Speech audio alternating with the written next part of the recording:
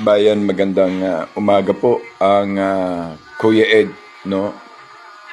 Makakomit lamang po ako sa ganitong pinalalabas na post. Doktor kumanta na, tunay na kalagayan ni BBM isiniwalat. Malubahan na si BBM.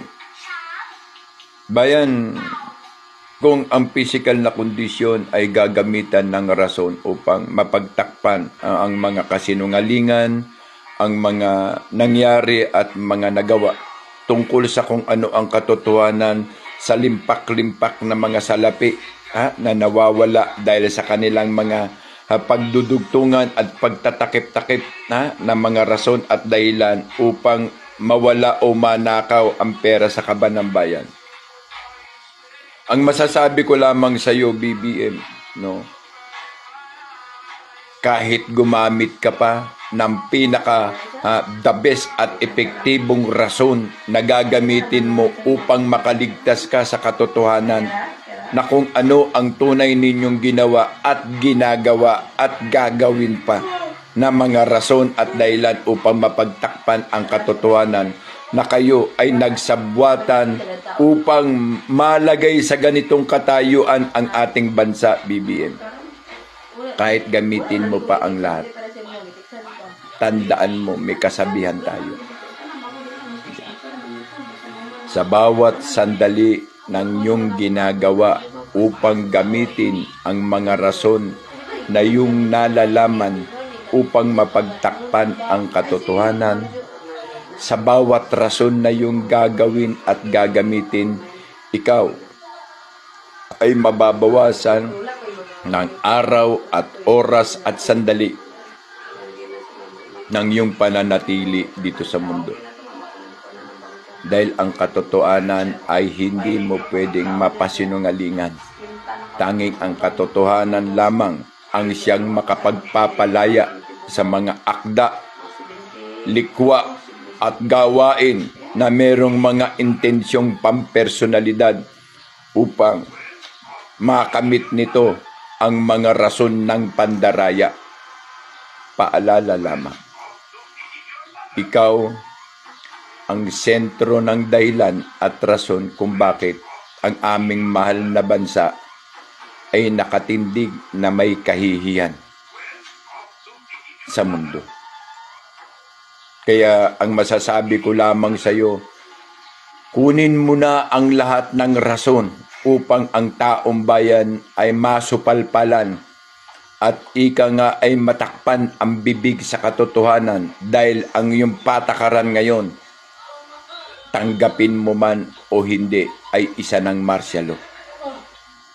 Martial law na ang katotohanan ay ipinatutupad na ninyo pero hindi ninyo dinideklara. And that is the reason why. Kaya nararamdaman mo ang paghahati-hati ng lahat ng departamentong meron ang ating gobyerno dahil na din sa kapabayaan nyo.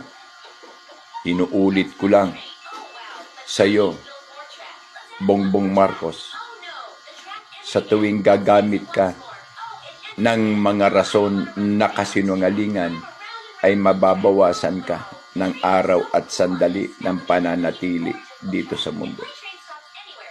Dahil ang Diyos ang siyang gagabay sa republikang ito na winalanghiya at pinagsamantalahan ninyo dahil sa kalansing ng pera.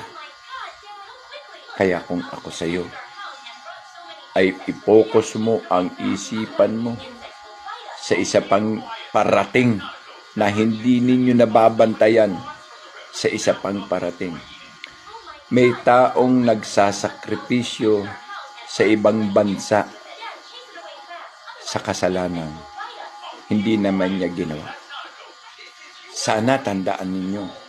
At kung sa akala ninyo ang laban, ang war on drugs ni Duterte ay siyang dahilan, kaya siya nasa Hague, alam po ng taong bayan na yan po ay kasinungalingan at hindi po katotohanan.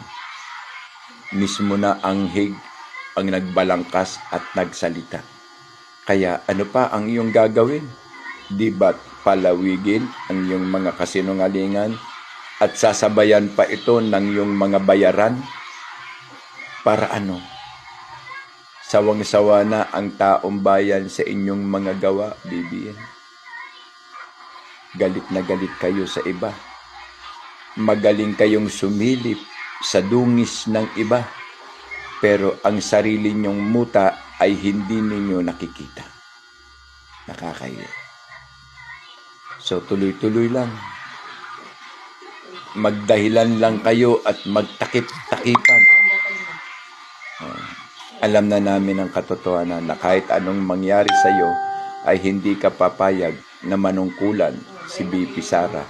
Kahit ipatupad pa nito ang dangal ng batas ng ating republika, dahil ang gusto nyo ay wala ng katapusan na kasinungalingan at mga kagaguhan na gusto nyong gawin sa mahal nating bansa. Sa totoo lang, Bibi, hindi nyo mahal ang Pilipinas. Kayo lahat, hindi ninyo mahal ang Pilipinas. Ang mahal ninyo ay ang pera ng Pilipinas.